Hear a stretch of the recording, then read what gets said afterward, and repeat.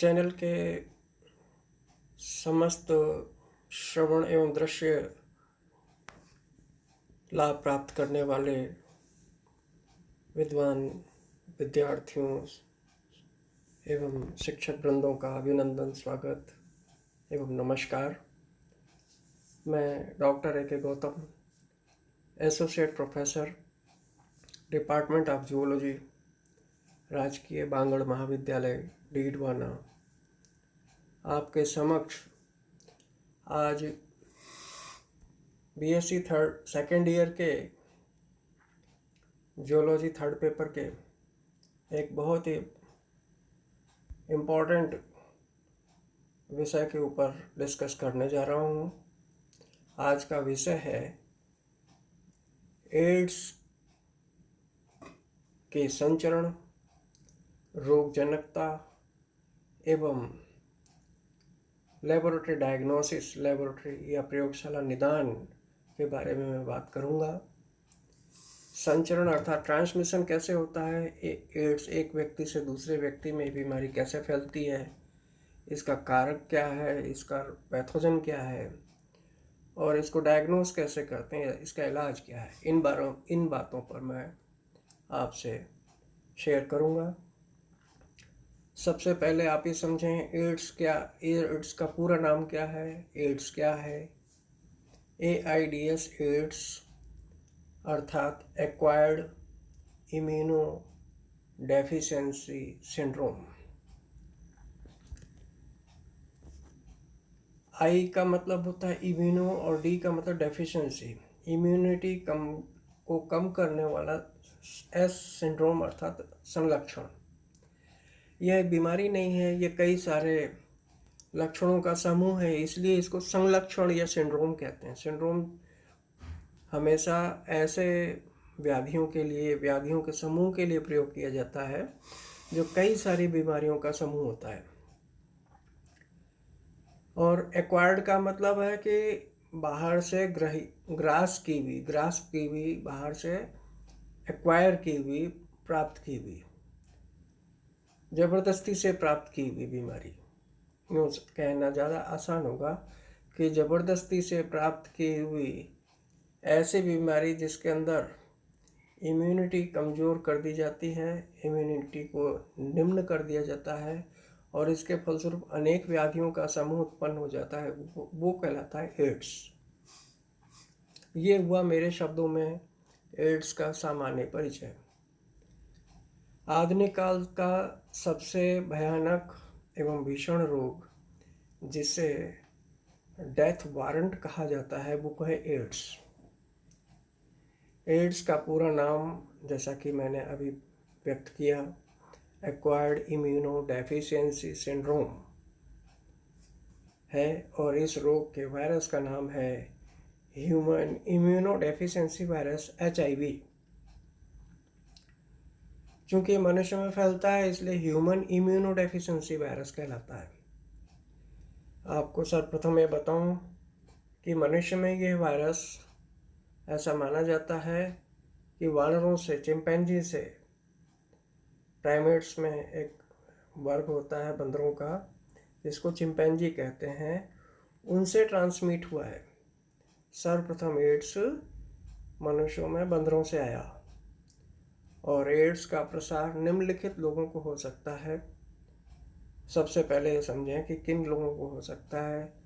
जो समलैंगिक संबंध रखते हैं, गे लोग, समलैंगिकों में अंतःशरीय अंतःक्षेपण द्वारा मादक पदार्थों का उपयोग करने वालों में, जो इंट्रावीनस इंजेक्शन के द्वारा शिराओं के अंदर जो इंजेक्शन लगाकर स्वयं को मादक पदार्थों के एडिक्ट लोग होते हैं, उनको इसका आदान प्रदान हो सकता है, उनके बीच में ये फैल सकता है। तीसरा, लैंगिक संबंध रखने वाले नर एवं मादा साथियों में, सेक्सुअल असुरक्षित यौन संबंध रखने वाले लोगों में ये फैलता है। अपने ही सेक्स पार्टनर के साथ में सेक्स करना एड्स के लिए बचाव का एक माध्यम है। यदि जो लोग असुरक्षित तरीकों से अन्य लोगों के साथ में सेक्सुअल संबंध रखते हैं, अपने सेक्स पार्टनर के अलावा उनमें एड्स के संचरण की संभावना बढ़ जाती है। चौथा पॉइंट है खुले घाव रखने वाले। जिनके घाव अगर खुले हुए हैं तो ये उनमें उनके घाव के संपर्क में किसी एड्स से संक्रमित व्यक्ति का बॉडी फ्लूइड संपर्क में आता है तो उसके द्वारा भी ये एड्स का वायरस शरीर में प्रवेश कर जाता है और गुणन करने लगता है, मल्टीप्लाई करने लगता है। पांचवा पॉइंट है ब्लड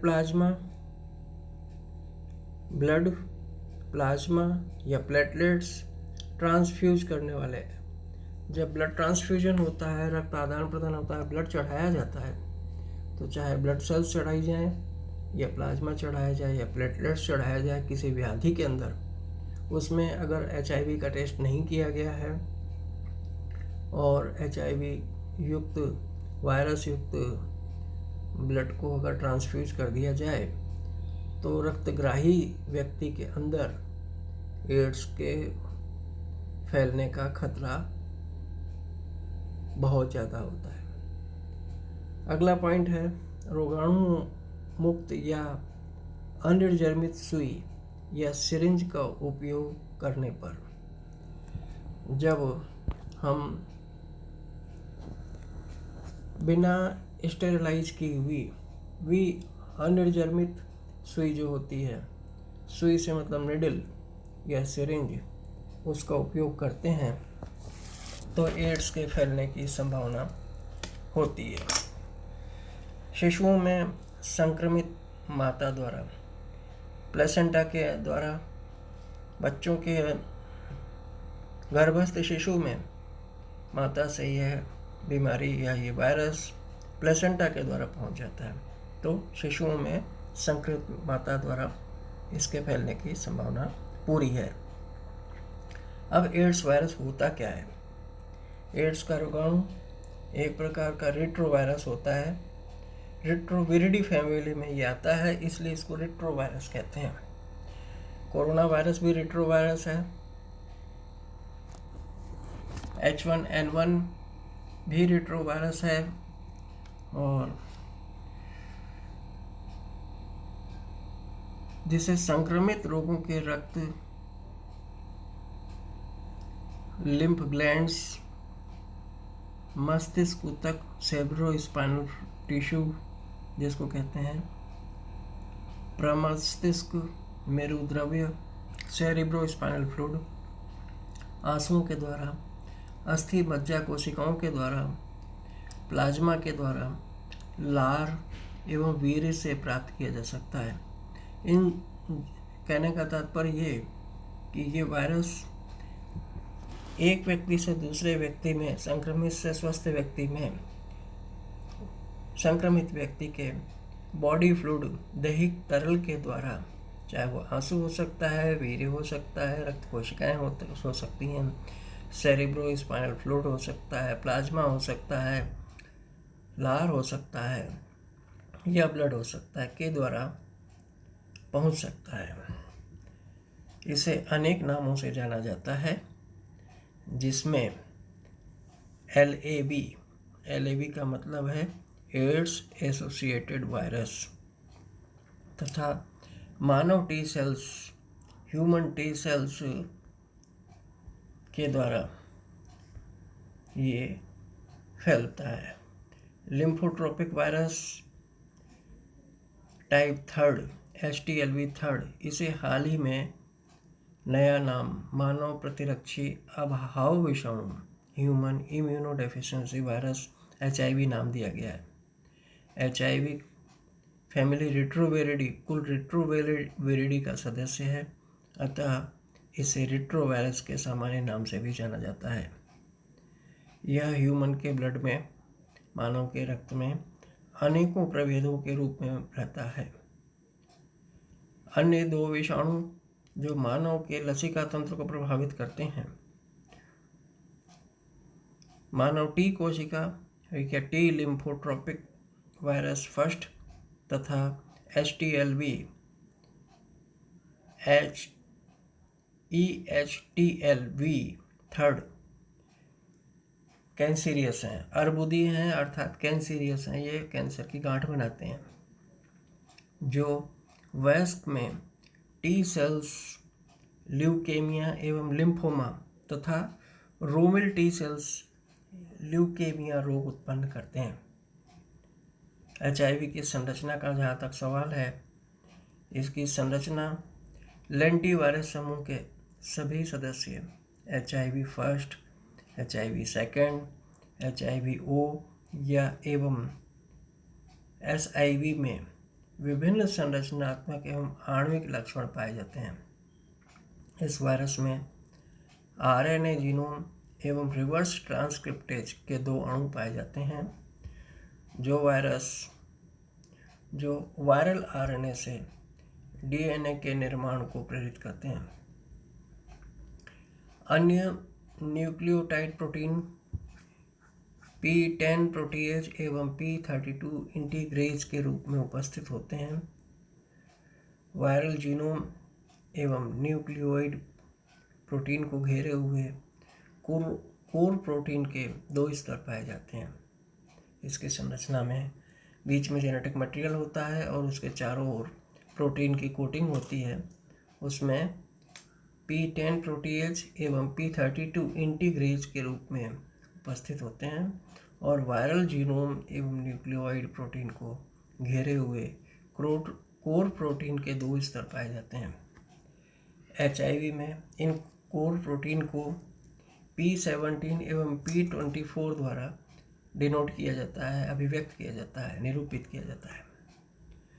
वायरस का न्यूक्लियोकैप्सिड परपोषी कोशिका होस्ट सेल झिल्ली द्वारा उत्पन्न आरोहण से घिरा रहता है या उत्पन्न आवरण से, कवरिंग से घिरा रहता है। यह आवरण 2 HIV glycoprotein GP120 and GP41 GP मतलब ग्लाइकोप्रोटीन 41 के समावेशन के कारण निरूपित या रूपांतरित हो जाता है। ग्लाइकोप्रोटीन 41 ग्लाइकोप्रोटीन झिल्ली में आर पार धंसा रहता है, जबकि ग्लाइकोप्रोटीन 120 ग्लाइकोप्रोटीन 141 से असहसंयोजी कोवैलेंट रूप से जुड़ा रहता है।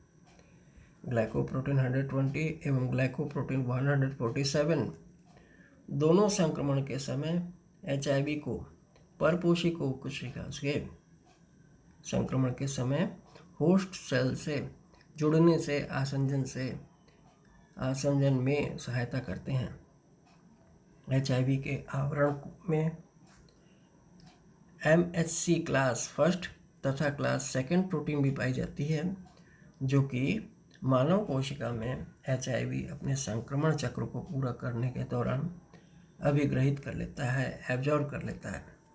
यहाँ देखिए, ये HIV का डायग्राम का क्रॉस सेक्शन है। इसमें ये बीच के अंदर कॉइल्ड जो स्ट्रक्चर है, ये mRNA होता है। ये भी कोरोना वायरस की तरह से RNA वायरस है, जो कि सिंगल हेलिक्स होते हैं और ये रिवर्स ट्रांसक्रिप्टेज एंजाइम इनके अंदर पाया जाता है, इसलिए इसका नाम रिवर्स ट्रांसक्रिप्टेज रखा गया है। और इसमें P10 प्रोटीन होती है, MHC प्रोटीन्स होती हैं जो कि प्रोटीन के कवरिंग में पाई जाती हैं। इससे मिलकर इसका प्रोटीन का कवरिंग बनता है बाहर की तरफ, और ये भी एक प्रकार का कोरोना वायरस है। देखिए, ये बाहर की तरफ जो निकले हुए हैं कांटे जैसी संरचनाएं, हुक जैसी संरचनाएं, ये कोरोना बनाती हैं। और इसीलिए कोविड के ये corona virus novel corona virus 19 के ट्रीटमेंट में HIV की दवाइयाँ, औषधियाँ काम आ जाती हैं। तो ये देखिए, इसकी संरचना है। इसमें अंदर की ओर ये जो प्रोटीन लेयर है P24 है, रिवर्स ट्रांसक्रिप्टेज एंजाइम है ये वाला, P64। इसी तरीके से MHSC प्रोटीन है, P10 प्रोटीन्स हैं यहाँ पर, SSRNA है, SS का मतलब होता है सिंगल स्टैंडर्ड RNA, P32 इंटरजीन्स हैं, ग्लाइकोप्रोटीन 120 और ग्लाइकोप्रोटीन 41। ग्लाइकोप्रोटीन 41 का ही रिंग है, इसमें ग्लाइकोप्रोटीन 120 कोवेलेंट बॉन्ड के द्वारा जुड़ा हुआ है। तो ये एक सिंपल सी संरचना है जो कि क्रॉस सेक्शन है या सेक्शन है, डायग्राम है HIV का। एड्स के लक्षण क्या हो सकते हैं? सामान्य बुखार हो सकता है, ठंड हो सकती है उसको, पेशेंट को, ब्रोंकाइटिस एवं स्टमक फ्लू के रूप में ये पाया जाता है। सामान्य लक्षणों की तुलना में एड्स के लक्षण ज़्यादातर चिरस्थायी अथवा रिस्ट्रिक्ट प्रकार के होते हैं। इस रोग के प्रारंभिक लक्षण स्थायी पेशी श्रांति या आकृति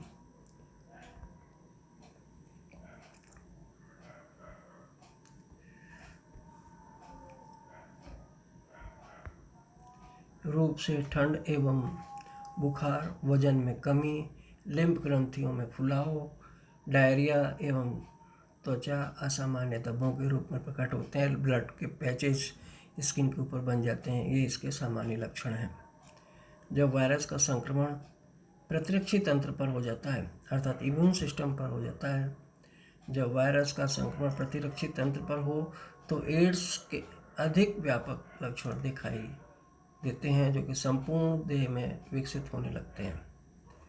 एड्स के रोगियों में प्रारंभिक तौर से बुखार रहता है, जिसके पश्चात सिर दर्द, लसिका ग्रंथियों में सूजन, वजन में कमी, WBC के मात्रा, रक्त प्लेटलेट्स की संख्या में कमी आदि तथा इम्यून सिस्टम निष्क्रिय हो जाता है।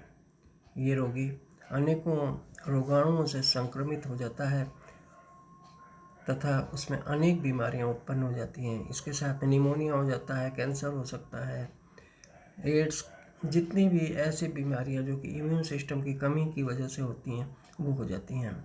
और एक बात स्पष्ट कर दूं जो कि नोट्स में नहीं है, आज की जो भयावह बीमारी कोरोना है वो भी एक एड्स पेशेंट को, क्योंकि ads patient immuno suppressed patient होता है और इसके अंदर कोरोना का भी लक्षण बहुत जल्दी उत्पन्न हो जाएगा और घातक बीमारी कोरोना के कारण एड्स का पेशेंट बहुत जल्दी काल कल्पित हो जाएगा। तो ये एड्स के लक्षण हैं और बीमारी कौन कौन सी होती हैं वो हो गए। अब एड्स के निदान की हम बात करते हैं। Diagnosis of ads. एड्स के रोगों का पता निम्न विधियों द्वारा लगाया जा सकता है। पहला पॉइंट है WBC की काउंटिंग से, WBC वाइट ब्लड सेल्स की गणना करने से।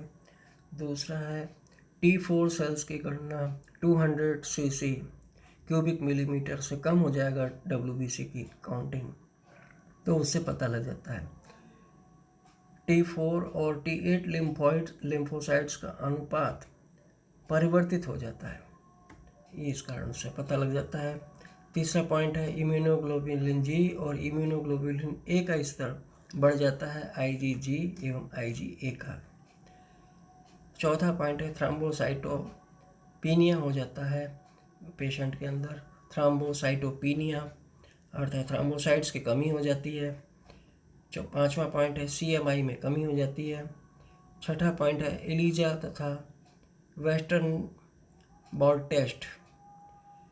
Elijah enzyme linked immunosorbent assay, ELISA की फुल फॉर्म है एंजाइम लिंक्ड इम्यूनोसॉर्बेंट ऐसे मतलब आकलन, तथा वेस्टर्न ब्लॉट टेस्ट।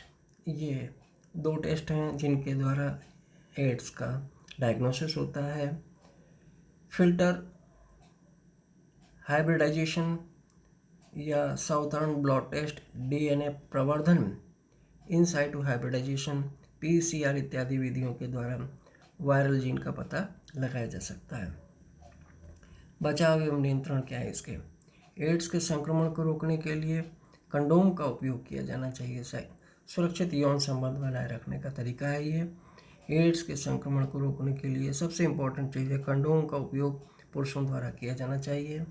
दूसरा, लैंगिक संबंध एक से अधिक साथी के साथ नहीं बनाना चाहिए या नहीं रखना चाहिए। तीसरा पॉइंट, इंजेक्शन केवल निर्जमीकृत सुइयों से ही लगवाना चाहिए, जो स्टेरलाइज की हुई सुई उनसे लगवाना चाहिए। चौथा पॉइंट, प्रत्यक्ष रक्त के संपर्क, घाव, चोट आदि के कारण भी एड्स के संचार का खतरा रहता है। घाव ढके भी होने चाहिए। मादक औषधियों का उपयोग नहीं करना चाहिए। समलैंगिकता के कारण, विषम लैंगिकता के कारण, रक्त आदान या रक्त ट्रांसफ्यूजन के कारण, औषधि उपयोग के कारण एड्स का संक्रमण हो तो कंडोम का उपयोग किया जाना चाहिए। कंडोम के उचित इस्तेमाल की जानकारी होनी चाहिए। एड्स के उपचार पर गौर करें। एड्स का उपचार कंजर्वेंट कॉम्बिनेशन थेरेपी द्वारा एड्स का उपचार किया जा सकता है। कंजर्वेंट कॉम्बिनेशन थेरेपी के द्वारा एड्स का उपचार किया जा रहा है। एड्स के रोगियों में टी हेल्पर सेल्स भी रिड्यूस हो जाती हैं, कम हो जाती हैं। इनका उपचार इनमें अस्थि मज्जा के स्थानांतरण द्वारा किया जाता है। एजिडोडॉक्सीथाइमिडाइन नामक औषधि रिवर्स ट्रांसक्रिप्टेज को रोककर विषाणुओं की पुनरावृत्ति को रोकती है। एजेडिटी शॉर्ट में इस दवा को कहते हैं। इस औषधि से रिवर्स ट्रांसक्रिप्टेज एंजाइम जो है ना उसको बाधित कर दिया जाता है। उसको रोकने से विषाणुओं की पुनरावृत्ति, वायरसेस की रिप्लिकेशन रुक जाता है और ये एक कारगर औषधि है। एक और औषधि है जिसका नाम है रिवावायरिन।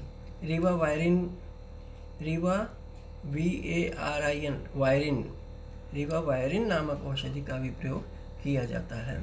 तो ये बड़ी कारगर औषधियाँ हैं।